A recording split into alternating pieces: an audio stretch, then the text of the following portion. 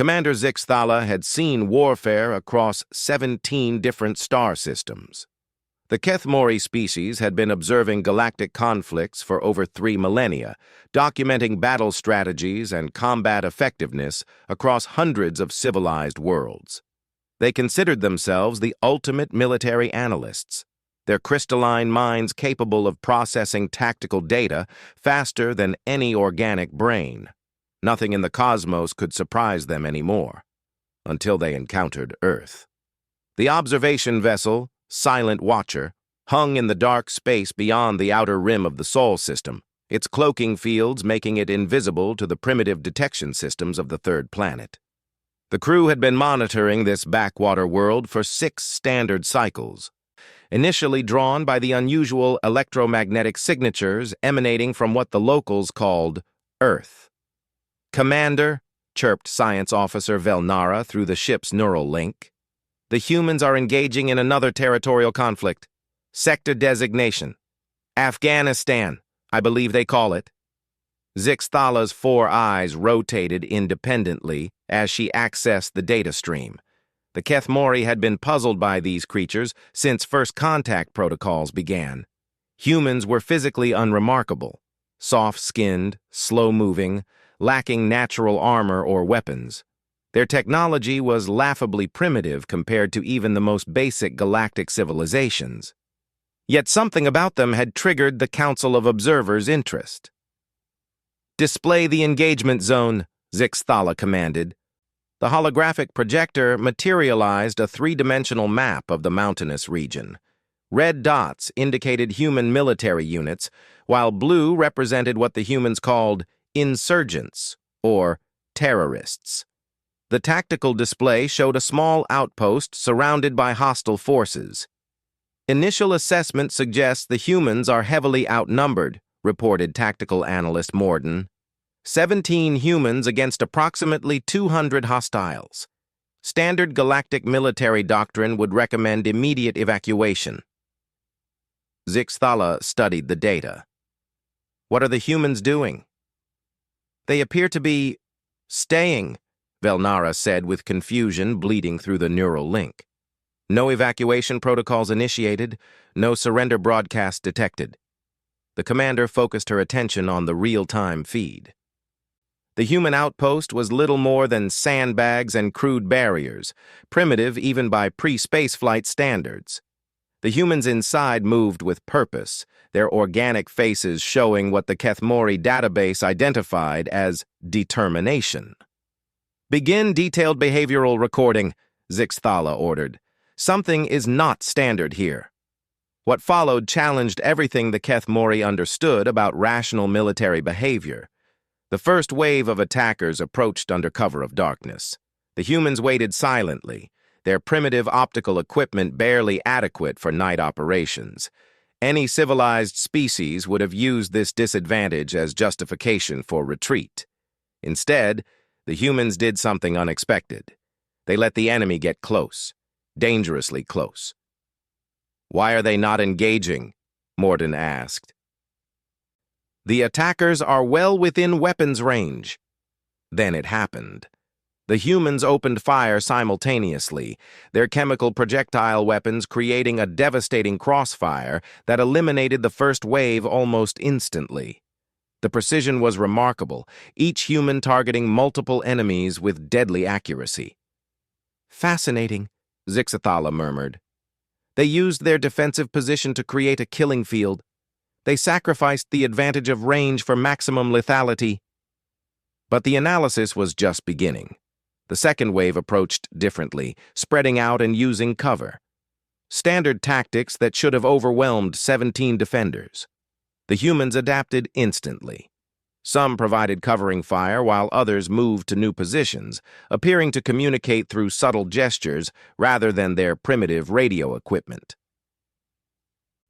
"Commander," Velnara's voice carried disturbed undertones, "I'm detecting unusual physiological readings from the humans." "Explain." "Their stress hormones are elevated, but not in patterns consistent with fear or panic. Their heart rates are increased, but their movements remain precise and coordinated. It's as if the combat situation is enhancing rather than degrading their performance. Zixthala had never encountered such data. Every known species showed decreased efficiency under extreme stress. Combat was typically a desperate last resort, something to be avoided or ended quickly. These humans seemed to be thriving in it. The battle continued for hours. Waves of attackers fell back, regrouped, and attacked again. The humans held their position with tactics that defied logic. When ammunition ran low, they scavenged from fallen enemies. When defensive positions were compromised, they fell back to secondary positions they had apparently prepared in advance. Most disturbing of all, they never seemed to consider surrender. "Request immediate analysis," Zixthala commanded her staff. "Why are these humans fighting to the death for what appears to be strategically worthless terrain?" The data analysis took several minutes. When it returned, it painted a picture that chilled even the logical Keth Mori. "The outpost serves no significant military purpose," reported strategic analyst Klexara. "It contains no valuable resources, no strategic choke points, no civilian populations. By all rational measures, it should be abandoned." "Then why?" "Because," Klexara continued, "abandoning it would allow enemy forces to claim a symbolic victory. The humans appear to be fighting for principle." The concept was foreign to Keth Mori thinking.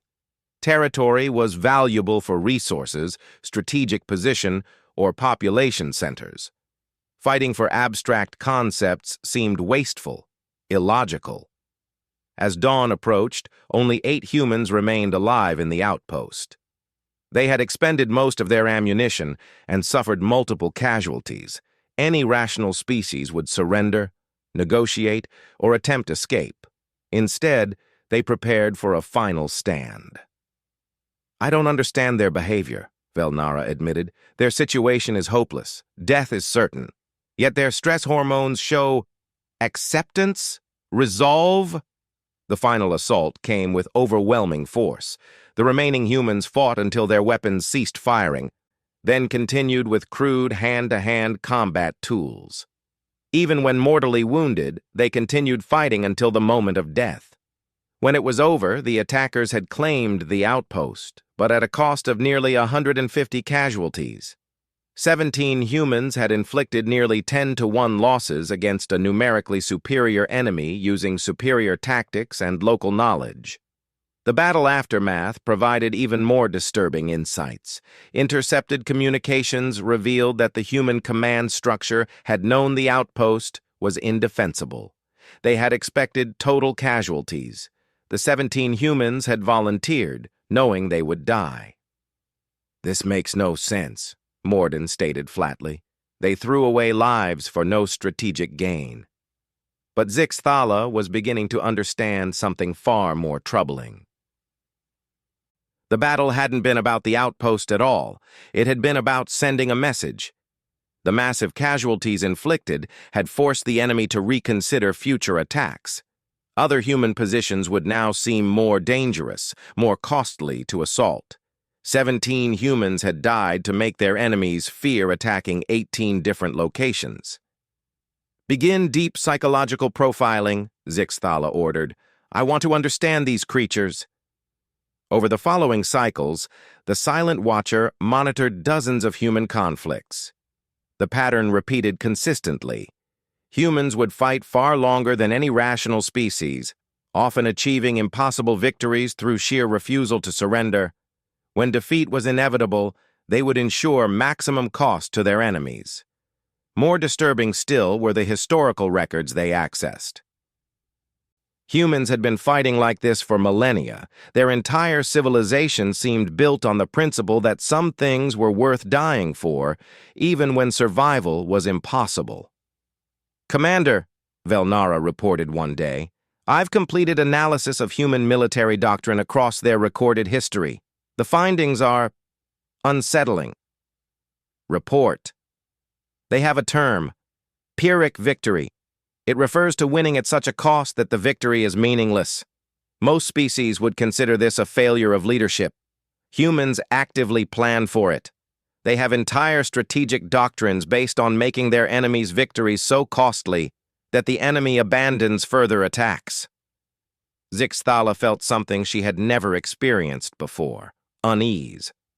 The Kethmori had always assumed that intelligence naturally led to rational self-preservation. These humans seemed to operate on entirely different principles. "There's more," Velnara continued. "Their historical records show consistent patterns of small forces defeating much larger ones through tactics that prioritize enemy casualties over survival. They call it making them pay for every inch." The implications were staggering: an entire species that fought not just to win, but to ensure that victory against them was too costly to contemplate. Every human military engagement was simultaneously a battle and a warning to future enemies. What manner of evolution produces such creatures? Morden wondered. The question would haunt them for cycles to come. As they prepared to move to a new observation zone, Zixthala realized they had only begun to understand the dark truth about humanity's approach to warfare. These creatures didn't just fight battles, they fought wars across generations, using psychological tactics that outlasted individual conflicts. Every human death in combat was simultaneously an end and a beginning, the end of one defender, and the beginning of a legend that would inspire others to fight even harder. The humans, it seemed, had weaponized the observation post on the edge of the Tau Ceti system, had become a place of growing dread for the Kethmori research team. 3 months had passed since their initial encounter with human warfare, and Commander Zixthala found herself questioning fundamental assumptions about intelligent life. The Silent Watcher now monitored a different kind of conflict. Human forces had engaged an alien species called the Zeltar in what humans termed first contact. The Zeltar were a logical choice for initial galactic warfare, technologically superior to humans, but operating under conventional military doctrine. The Kethmori expected to document humanity's swift defeat and file a routine report on primitive species encountering spacefaring civilizations. They were not prepared for what they witnessed. "The Zeltar have established orbital superiority," reported tactical analyst Morden. "Their plasma weaponry is approximately 400 years more advanced than human technology. Standard projections indicate human defeat within 72 hours. Science Officer Velnara's crystalline form flickered with confused energy patterns. "Yet the humans have not attempted surrender or negotiation. Their communication networks show no signs of panic or despair." Zixthala studied the tactical displays with growing fascination and horror. The humans had done something unprecedented in galactic military history. When faced with technologically superior enemies, instead of seeking advantageous terms for surrender, they had deliberately scattered their forces. "Explain their deployment pattern," she commanded. "It appears to be random," Morden admitted. "Small human units are spread across 17 different continents. No centralized command structure, no obvious strategic objectives. By conventional analysis, they have made themselves easier to defeat by preventing coordinated resistance. But Zixthala was beginning to suspect that human warfare operated on principles alien to conventional thinking. She ordered continuous monitoring of all human units simultaneously. The pattern that emerged over the following days challenged every military doctrine in the galactic database. The Zeltar, following logical conquest protocols, began systematically destroying human military installations. Each victory was swift and decisive, their superior technology making human resistance seemingly futile. But instead of demoralizing human forces, each defeat triggered something unprecedented. "Commander," Velnara's voice carried disturbed undertones, "you need to observe this immediately." The holographic display showed a Zeltar ground force that had just destroyed a human military base. Standard procedure would be to secure the area and move to the next objective. Instead, They found themselves under constant harassment from human units that appeared out of nowhere, struck quickly, and vanished before retaliation was possible. The humans are not attempting to reclaim lost territory, Zixthala observed. They're making it impossible for the Zeltar to consolidate their gains. It's worse than that, reported intelligence specialist Nixandra. Analysis of human communications reveals they're deliberately avoiding decisive engagements. They're fighting a war of attrition against a technologically superior enemy. The concept was incomprehensible to Keth Mori thinking. Attrition warfare against superior forces was suicide. Yet the humans seemed to be implementing it systematically. How are they maintaining morale when they're losing every major engagement? Morton asked. The answer, when it came, revealed the true horror of human military psychology. The humans weren't measuring victory by territory held or battles won. They were counting enemy casualties versus time invested. Every day they could force the Zeltar to maintain occupation forces was a victory. Every Zeltar soldier killed by improvised human attacks was a success. Every piece of Zeltar equipment destroyed was worth more than human lives lost. Display casualty ratios, Zixthala ordered. The data made her 4 eyes dilate in shock. Despite losing every major battle, the humans were achieving nearly 1-to-1 casualty exchange rates against a vastly superior enemy.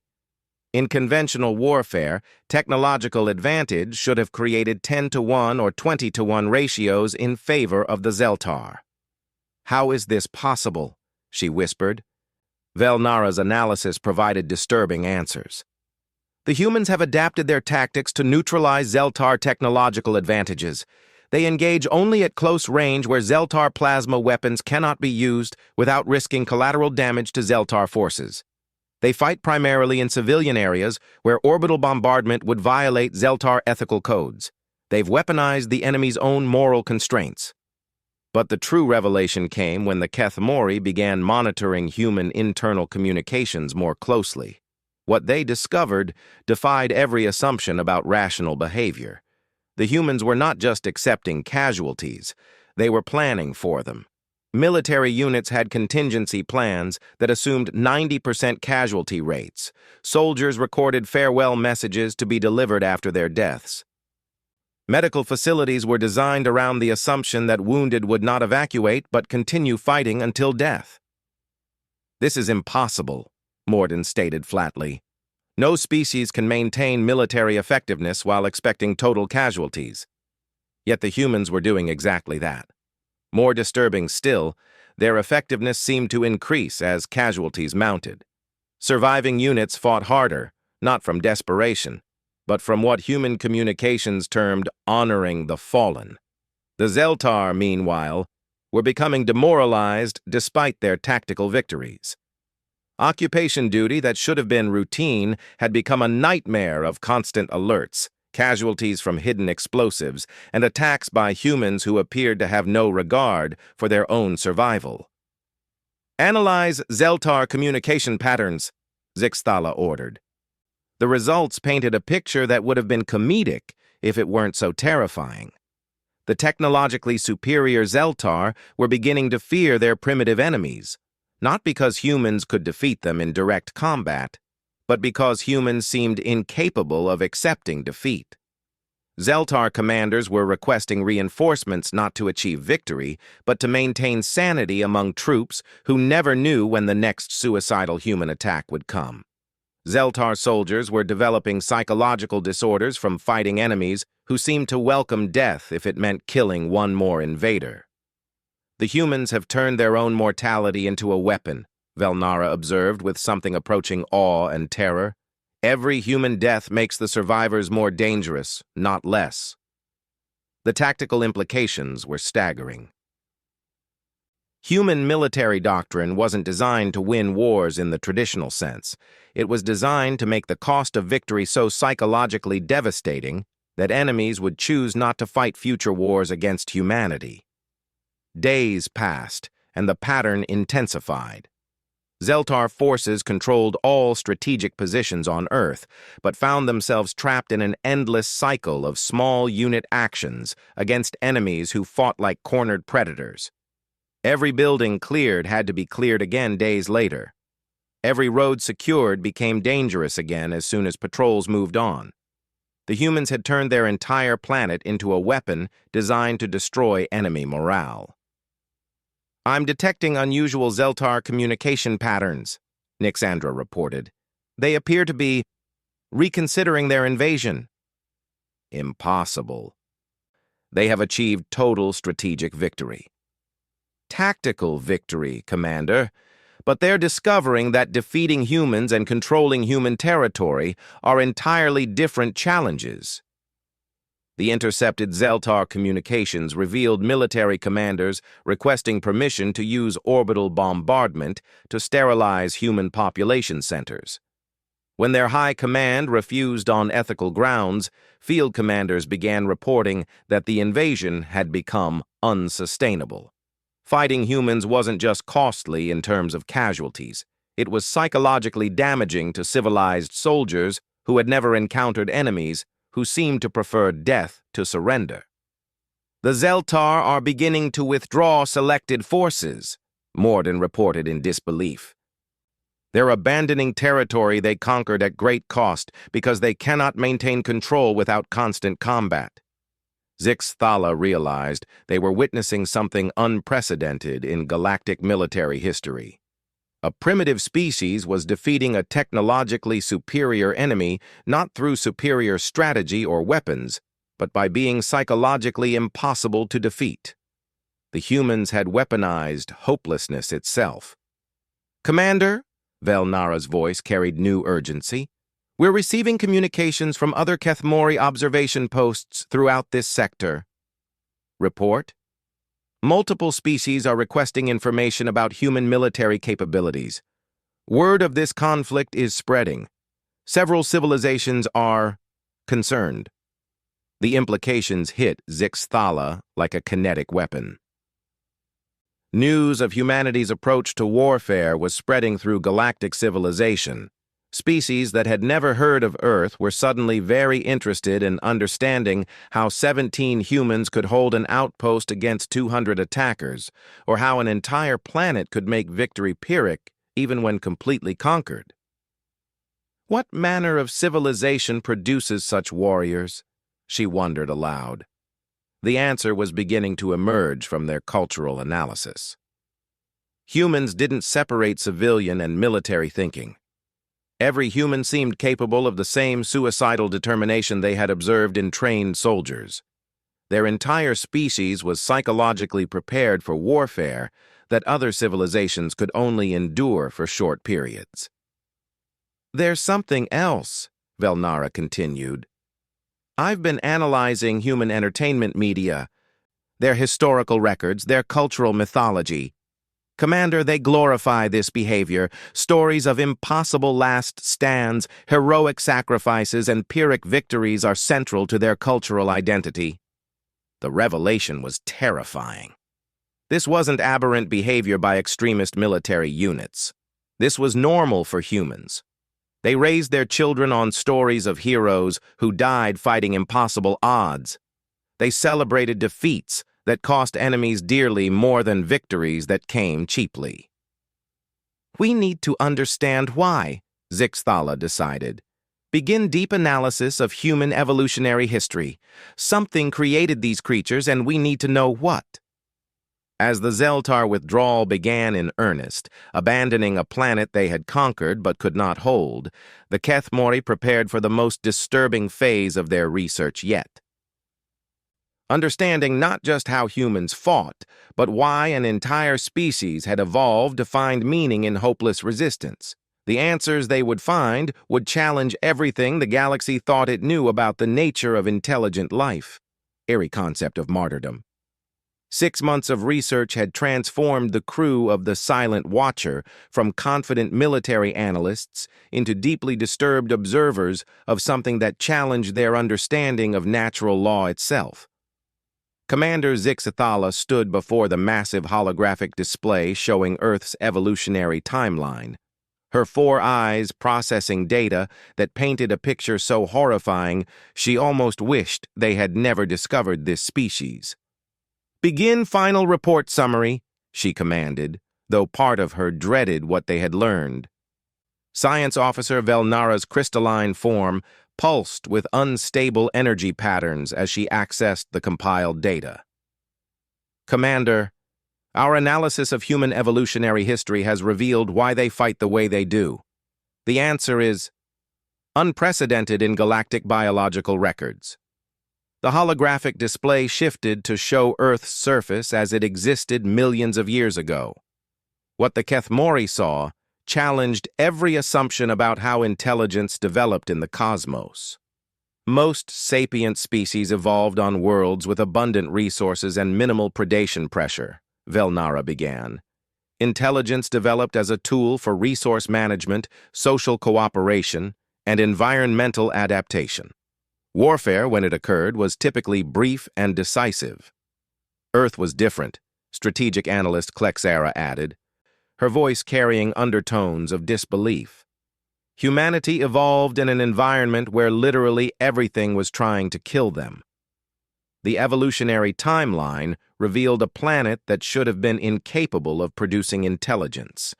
Earth teemed with predators, natural disasters, climate changes, and resource scarcity that would have driven most species to extinction. Instead of developing intelligence for cooperation and plenty, humans had developed it for survival against impossible odds. "They are not warriors who learn to think," Zixathala realized with growing horror. "They are thinkers who evolved from warriors." "It's worse than that," reported xenopsychologist Morthek, who had joined the research team specifically to understand human mental patterns. "Human brain development required constant stress responses to function optimally. What we interpret as aberrant combat behavior is actually their natural cognitive state." The implications were staggering. Every other known intelligent species had evolved past their primitive survival instincts. Humans had weaponized theirs. "Show me the neurochemical analysis," Zixathala ordered. The data that appeared made her wish she could unsee it. Human brains under combat stress didn't just maintain function, they enhanced it. The same chemicals that paralyzed other species with fear made humans faster, stronger, and more capable of complex tactical thinking. "They are literally addicted to warfare," Morthek explained. "Their neurochemistry rewards behaviors that would be considered pathological in any other species. Risk-taking, self-sacrifice, and prolonged combat stress all trigger positive feedback loops in human brain chemistry." "That explains individual behavior," tactical analyst Morden interjected. "But not their collective military doctrine. Why do they coordinate these suicidal tactics?" The answer came from cultural analyst Nix Andra, whose research into human social structures had revealed something even more disturbing than their individual psychology. "Because they don't see death as the end of their contribution to warfare," she said quietly. "Human military doctrine is based on the concept of legacy." The holographic display shifted to show human historical records, battle monuments, and cultural rituals surrounding military death. What the Kethmori observed was a species that had turned martyrdom into science. "Every human death in combat serves multiple purposes," Nix Andra continued.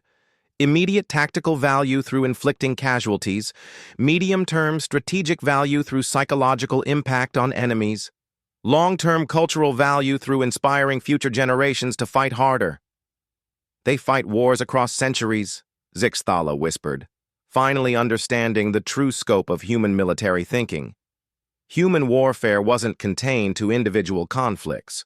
It was a continuous process where every battle, every death, every act of resistance fed into a larger pattern designed to ensure species survival through making the cost of attacking humanity psychologically unbearable. "Display the deep cultural analysis," she commanded. What appeared was the most terrifying revelation yet. Human civilization wasn't built around avoiding conflict. It was designed to thrive during it. Their greatest cultural achievements, their most celebrated heroes, their foundational myths all centered around individuals and groups who had fought hopeless battles against overwhelming odds. "They worship failure," Velnara said in amazement, "as long as the failure costs their enemies dearly." "Not worship," Mortek corrected grimly. "They've weaponized it. Every human child grows up hearing stories of glorious last stands, heroic sacrifices, and Pyrrhic victories. They're psychologically programmed from birth to see dying for their species as the highest possible achievement. The cultural programming was so thorough that humans seemed incapable of recognizing when they had been truly defeated.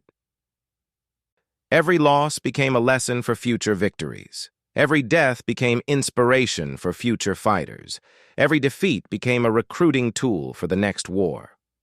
"How many species have encountered humans in direct conflict?" Zixthala asked. 17 documented cases, Nixandra replied.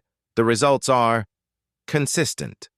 The tactical display showed the outcomes of human conflicts with various galactic civilizations. The pattern was identical in every case.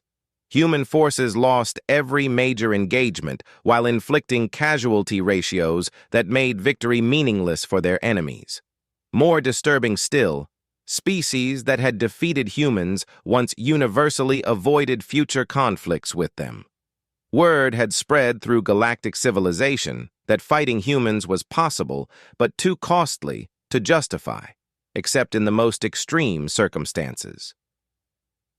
"They've achieved strategic dominance without winning a single major war," Morden observed in disbelief. "Because they redefined what victory means," Zixthala replied, her understanding finally complete. The humans hadn't just developed unusual military tactics. They had created a form of warfare that made the traditional concept of victory obsolete.